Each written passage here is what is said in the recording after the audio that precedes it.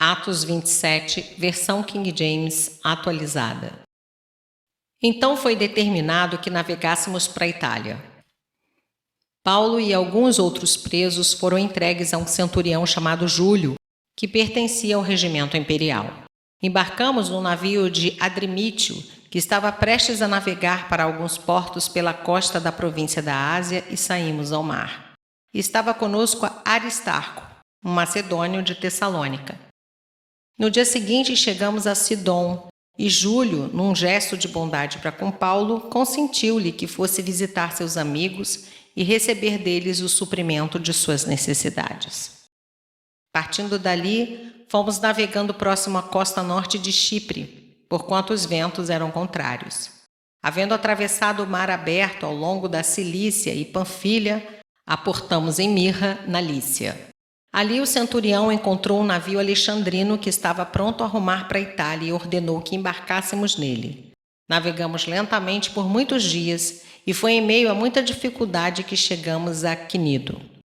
Não nos permitindo os ventos prosseguir mais adiante, navegamos ao sul de Creta, defronte de Salmona. E enfrentando o mar e os ventos, costeamos a ilha até alcançar um lugar chamado Bons Portos, perto do qual ficava a cidade de Lazéia. Tendo perdido muito tempo, agora a navegação por aquelas águas tornara-se por demais perigosa. Eis que o dia da expiação já havia passado e, portanto, Paulo os advertiu. Senhores, antevejo que essa viagem será desastrosa, com avarias e muito prejuízo, não apenas em relação à carga e o navio, mas também para as nossas próprias vidas. Todavia, o centurião, em vez de dar ouvidos às palavras de Paulo, preferiu seguir as sugestões do piloto e do proprietário do navio. Levando em consideração que o porto não era apropriado para passar o inverno, a maioria decidiu que deveríamos seguir navegando com a esperança de alcançar Fenice e ali passar o inverno. Este era um porto de Creta e que dava saída para sudoeste e noroeste. Soprando brandamente o vento sul e acreditando eles haverem conseguido alcançar o que almejavam, levantaram âncoras e foram costeando Creta, bem próximo da ilha. Todavia, pouco tempo depois, desencadeou-se contra a ilha uma espécie de furacão conhecido como vento nordeste. E sendo o navio lançado para fora de curso e não podendo navegar contra o vento, nos rendemos à sua fúria. Cessamos as tentativas de manobras e nos deixamos ser levados. Passando ao sul e bem próximos de uma ilhota chamada Clauda, foi com extremo esforço que içamos a bordo o bote salva-vidas.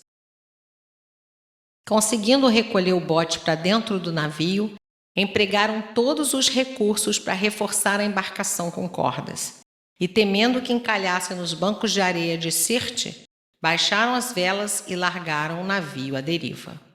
Contudo, no dia seguinte, sendo violentamente castigados pela tempestade, começamos a atirar ao mar a carga do navio.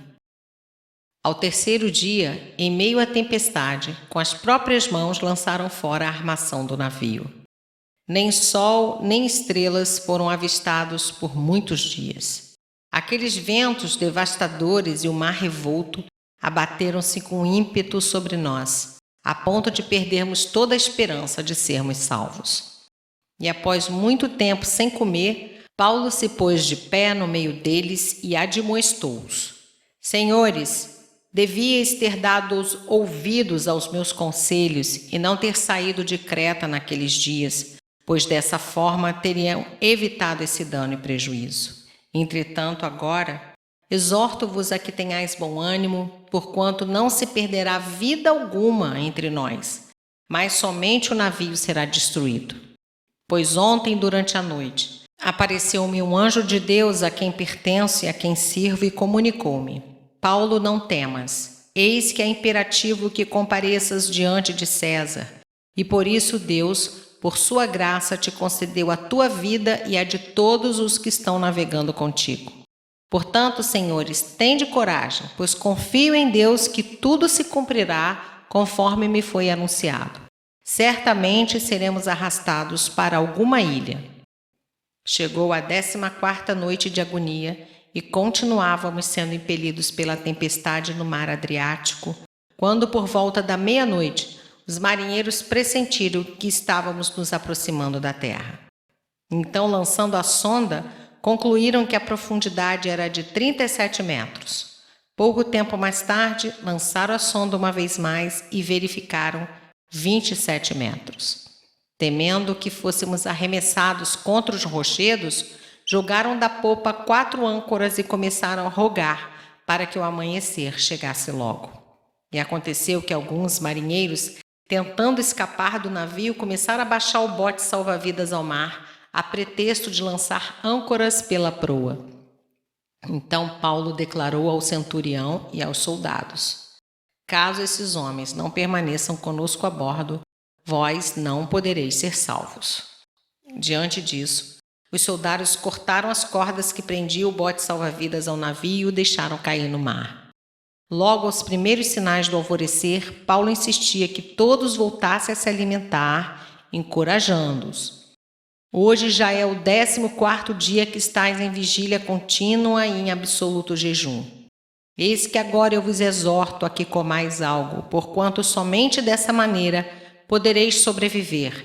Nenhum de vós perderá um só fio de cabelo.